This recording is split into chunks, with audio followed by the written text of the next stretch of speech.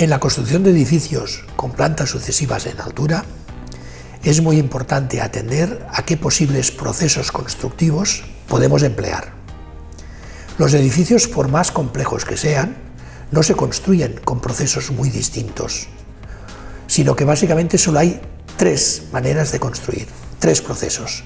Vamos a ir desgranando a qué nos lleva cada uno de estos procesos. El primer proceso que podríamos utilizar sería aquel proceso en el cual cimbramos y descimbramos totalmente la estructura cuando ésta está endurecida al 100%, cuando tiene el 100% de su resistencia. En el peor de los casos, 28 o 30 días.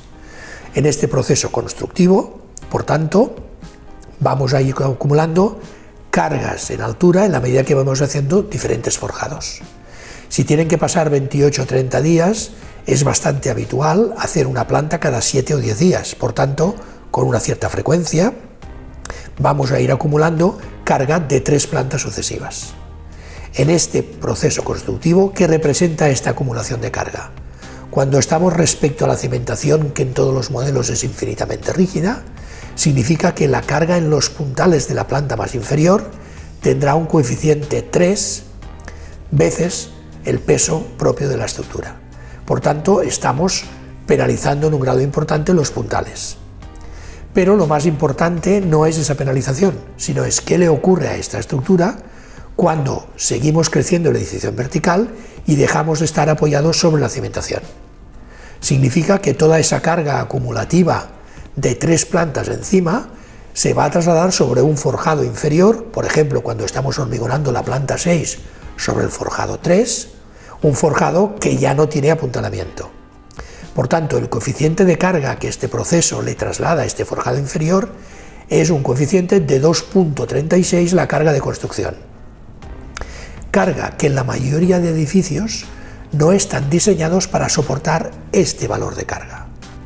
Es decir, hay que ser conscientes que un proceso constructivo que no permite liberar la estructura en ninguna medida hasta que sea plenamente endurecida, lo que está provocando en un crecimiento vertical es en una solicitación muy importante de la propia estructura. Estamos obligando a que la estructura tenga que soportar un valor de carga muy grande porque precisamente no hemos liberado nada. Pensar que muchas veces este proceso se plantea porque lo haces en criterio de seguridad. Te parece que como no te fías de los puntales, no te fías del hormigón, te parece que es un criterio de seguridad el no tocar nada. Pues veis que el no tocar nada representa que este edificio no es construible. O si lo haces, con patologías asociadas a ello. Por tanto, es importante ver, nosotros en la práctica, por ejemplo, cuando utilizamos este proceso. En 2 casos, en estructuras suspendidas, estructuras que no dependen de apoyo sobre pilares, sino que van apoyadas sobre cables de una cubierta del edificio. En una estructura suspendida, sí o sí, tu proceso va a tener que ser acumulativo, hasta que llegues al final. O en ciertas rehabilitaciones, que puedes tener forjados con no demasiada resistencia y que de alguna forma no tengan capacidad para soportar una carga acumulativa y tengas que apuntalar todo el edificio hasta el suelo. Excepto estas 2 tipologías de estructura, en el resto de tipologías, este procedimiento nunca lo podemos utilizar. Para hacer disminuir el valor de carga en la estructura y hacer el edificio construible, deberemos empezar a liberar a la estructura. ¿Y cómo lo podemos hacer? Con cualquiera de los 2 procesos siguientes. Proceso de clareado. En un edificio, antes de hormigonar un forjado superior, el inferior se clarea. Cuando se clarea, este forjado entra parcialmente en carga, esta carga la traslada a los propios pilares del edificio, haciendo que los pilares te ayuden al sostenimiento del edificio en vertical, y la carga en los puntales disminuye. Cuando estamos respecto a la cimentación, el factor de carga ha bajado a valores más pequeños de la mitad del valor anterior, entre 1.10 y 1.5, y el valor de carga transmitido a la estructura tiene coeficientes entre 1.4 y 1.8, claramente inferiores al 2.36 anterior, y que estos sí son compatibles con las cargas de diseño de las estructuras más habituales si estas son aligeradas, con no demasiado peso propio.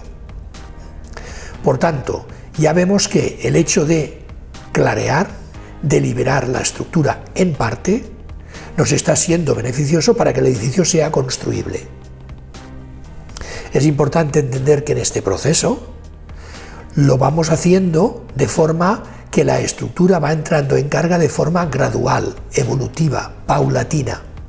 Es decir, primero hacemos el clareado, después acumulamos carga encima, todos los forjados están siempre bien apoyados desde el principio hasta que el forjado está totalmente endurecido y retiramos los puntales del forjado más inferior cuando ya tiene el 100% de resistencia, y por tanto es un crecimiento armónico, es un proceso evolutivo.